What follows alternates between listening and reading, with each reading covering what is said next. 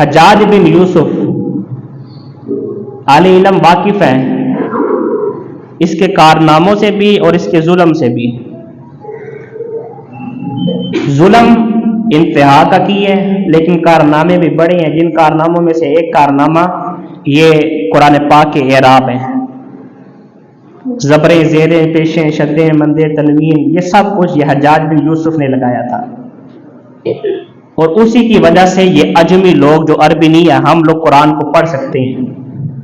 عربی تو پڑھ لیتے ہیں لیکن عجمی نہ پڑھ سکتے. جب زبر زیری نہ ہوتی، صرف عربی ہوتی تو کون پڑھتا؟ اور پڑھتے بھی تو غلط پڑھتے. یہ کارنامہ اس کا تھا کہ اس نے یہ چیزیں کی. حجاج بن یوسف کعبۃ اللہ کا طواف کر رہا تھا. اس نے ایک نابینے کو دیکھا کہ وہ اللہ کی بارگاہ میں دعا کرے کہ یا اللہ مجھے میری آنکھیں لٹا دے، آنکھوں کا نور واپس کرتے. اس نے 3 پھیرے مکمل کیے اور اس کی طرف غور کیا کہ وہ دعا تو کر رہا ہے لیکن اس کا دھیان دعا کی طرف نہیں ہے.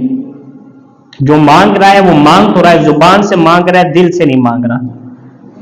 اس کی نیت نہیں ہے، بس دعا کرتا جا رہا ہے. حجاج بن یوسف 3 پھیرے میں اس کے پاس گیا اور جا کے اس سے کہا کہ میں 7 پھیرے مکمل کروں تو تیری آنکھیں تجھے ملی ہوں، نہیں ملی ہوں گی تو میں تیرا سر جدا کر دوں گا تیرے تن سے اور تجھے قتل کر دوں گا. اس نے کہا کہ تو کون ہے؟ اس نے کہا کہ میں حجاج بن یوسف ہوں. وہ کانپ گیا کہ یہ واقعی سروں کو اتارنے والا ہے.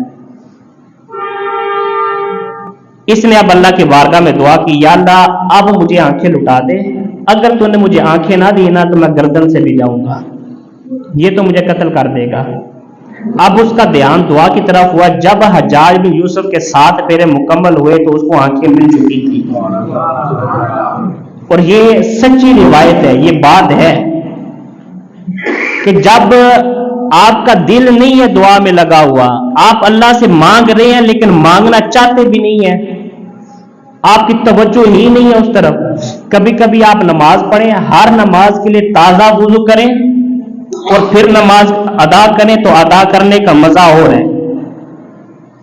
اور ظہر کے وضو سے عصر کی نماز پڑھیں تو اس ادا کرنے کی کیفیت اور ہے.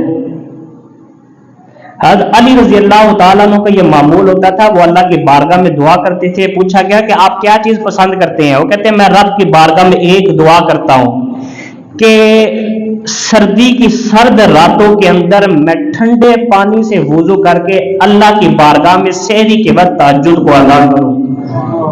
اس چیز کو میں پسند کرتا ہوں. اور جب ہمارے پاس سردی آتی ہے تو ہمارے نمازیوں کا ماحول، ہماری مساجد کا ماحول کیا ہوتا ہے آپ کو بھی واقف ہے.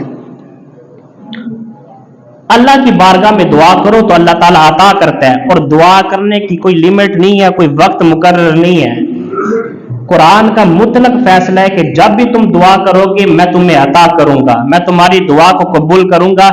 اس میں کوئی شرط نہیں کہ نماز جنازہ سے قبل کرو یا نماز جنازہ کے بعد کرو، نماز سے قبل کرو یا نماز کے بعد کرو، مسجد کے اندر کرو یا میدان کے اندر کرو، کہیں بھی ہو دعا کی ضرورت ہے تو دعا کو کرو.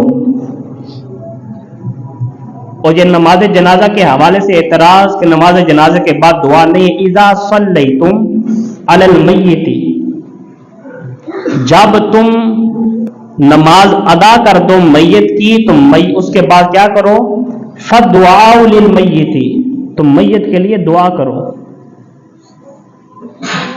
اور فا تاکید کے لیے ہے کہ پس تم پھر دعا کرو. میت کے لیے دعا اگر نماز جنازہ کے بعد نہیں ہے تو نماز جنازہ کیا ہے؟ دعا ہے. اللہم اغفر لی حیینا، پہلے اپنے لیے ہے کہ ان جو کھڑے ہیں ان کی بخشش کر، وہ میتینا، اور پھر میت کے لیے کہ اب اس میت کی بخشش کر. تو اللہ سے مانگنا یہ نماز کے اندر بھی ہے اور نماز کے باہر بھی ہے.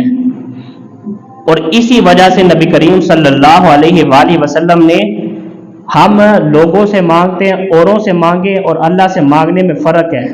اوروں سے مانگیں گے وہ نہیں دیں گے، وہ دل کو چھوٹا کر لیں گے. دل کے کمزور لوگ بھی ہوتے ہیں، وہ نہیں دیتے، وہ آپ سے ناراض ہوں گے. لیکن اللہ کی ذات ایسی ذات ہے، وہ کہتے ہیں کہ جو مجھ سے نہ مانگے میں اس سے ناراض ہوتا ہوں۔ ہم اس ایک سے نہیں مانگتے، اس وجہ سے ہم ہر ایک سے مانگتے ہیں، اور جو اس ایک کا ہو جاتا ہے پھر ہر ایک اس کے در پہ آ کے مانگتا ہے۔